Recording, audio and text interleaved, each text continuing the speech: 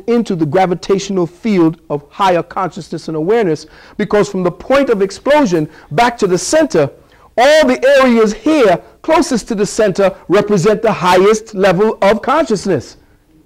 So as the periphery begins to collapse back onto itself, which is what's happening, but you don't want to leave the shell, you don't want to leave the surface, you don't want to leave the superficial, and follow the dictates of intelligence back to the learning of itself. See, what happens is, and listen carefully, when the Creator creates, and the mind of the Creator creates, that so-called explosion out from itself, the shell that is created in that limitation. Remember, the Most High doesn't create by going out of itself. It creates by going into itself. Whoa. Creation is negation. Listen, there is nothing outside of the Creator. So the only way the Creator can create is to negate.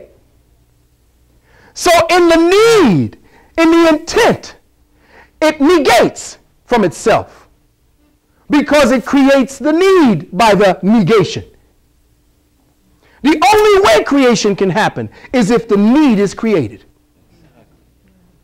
Because if the Creator doesn't create, it's just what it is without a definition. So the Creator creates by negating itself into this 1/10 of itself, and in that negation do we find that as it begins to go to its limitations, because remember, negation is a form of limitation so the Creator can actually create. Because if there was no limitation in the creation, in the Creator, you would not exist. So as the Creator negates, there are peripherals matching the same 1/10 negation process. So what happens is what you look at as a big bang is nothing but an implosion-explosion process. That's your 6th and 7th day.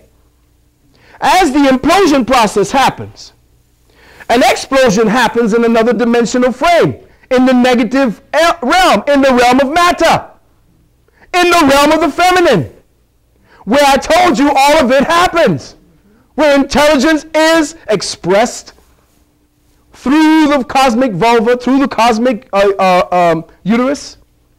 So as it begins to negate, it then creates. But as it creates, because it's limited by 1/10, it will only go to a specific level to match the consciousness that was implanted within that particular womb. Now, as it goes to its limit, in the creation process, a beautiful thing happens. When it reaches its peripheral, the peripheral represents its lowest energy ebb. It is its most ignorant, stupid self. But then a beautiful process happens. In the tidal wave form of energy that goes from the out and creates the shell now fragments into a billion, trillion, innumerable numbers. And as it fragments, as it reaches its shell, it begins to come back to the center that created it. And the journey back to self is consciousness. Can I get an amen? Amen.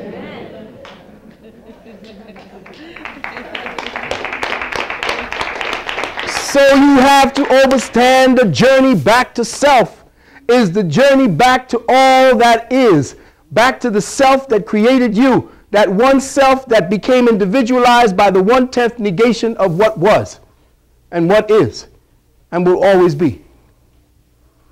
There is no definition of God without us. God does not exist outside of us. We give definition to God. God does not give definition to us. And in that definition, do we give consciousness another level of itself, a physical level, a female feminine energy level, Because remember, the masculine of God is in the unknown. It's invisible. That's why they showed you us sitting with the sun here. See, everybody was saying, well, that means that there wasn't no goddamn man. Woman created it all. No, she didn't. These are people who are either genuinely ignorant of the true understanding of how the mind of the Creator might work, or they trying to get over by making you feel good about yourself. See, a woman always needs to be reinforced about how she looks and what she is and what she does. And if you got a nigga out there that's telling you, baby, you are the queen, you are the only thing, there's nobody, you are God. To insecure sisters, you can tell them that Africa was matriarchal. You can tell them the world was matriarchal. And all the sisters will say, that's right. It's bullshit. Because the esoteric meaning to the mother with the son is to show the evidence of the father. The invisible is what created that particular representative symbolic dynamic you're looking at. And the invisible is always the male force. Let me say that again. The invisible is always the masculine. Cause. The feminine principle is effect. Now that say, well, goddamn, well, it means we can't do nothing but, well, shit. The only way that will affect a woman is if she got too much yang. And she got to prove that she's a woman and she's strong. What's a strong woman? Somebody define to me what a strong woman is, and I bet you she's defining a man.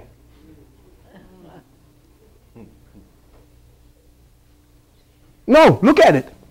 What is a strong woman?